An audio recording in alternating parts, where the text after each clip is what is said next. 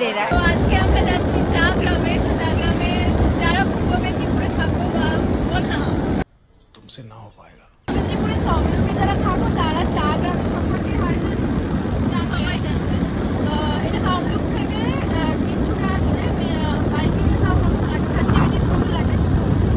শুধুমাত্র চা নয়, ওখানে স্টার্টার থেকে স্টার্ট করে মেইন কোর্সেও অনেক জিনিসপত্র পাওয়া যায়। তো চলো গিয়ে সব দেখাচ্ছি। A few moments later. আমি উড়ে উড়ে একদম চলে এসেছি চাগ্রামে, তাই আমার চুলটাও উড়ু হয়ে গেছে। দেখতে ব্যাক ক্যামেরা করে দেখাচ্ছি।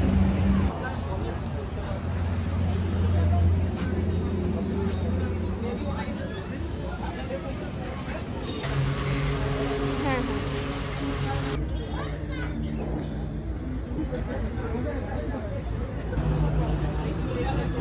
আমরা এখন চাগ্রামে আছি, তো জানি তো তাহলে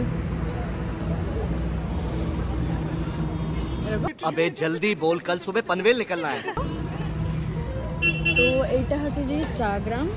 দেখিয়ে দিয়েছি অলরেডি আমি সব।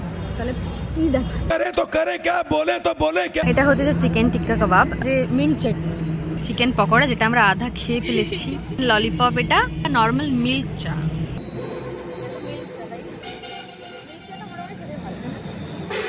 পকোড়া ছিল, পকোড়ার কোয়ালিটিও ভালো ছিল, মোটামুটি সব কিছু ঠিকঠাকই আছে। আপনারা এসে একবার ট্রাই করতে পারেন, সব কোয়ালিটি খাওয়ার ভালো, আর মোটামুটি প্রাইসগুলো ভালো, অ্যাফোর্ডেবল প্রাইস। कौन है ये लोग।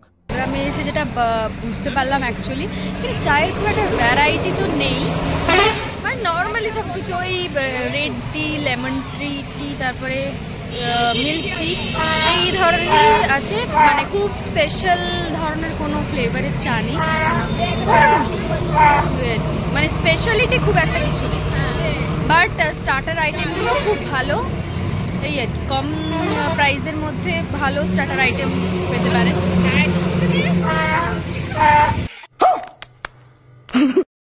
আমরা এখন বাড়ি যাচ্ছি। আমার লেট হয়ে যাচ্ছে অনেক, কারণ সকাল থেকে আমি এর বাড়িতে ছিলাম। এখন বাড়ি না গেলে আমার মা। ये दुख का खत्म नहीं होता बे। ভিডিওটা ভালো লাগলে লাইক, শেয়ার এন্ড সাবস্ক্রাইব করে দাও প্লিজ, একটু সাপোর্ট আর করো কমেন্ট করতে আমাকে। ভুলবেন না। চলো টাটা।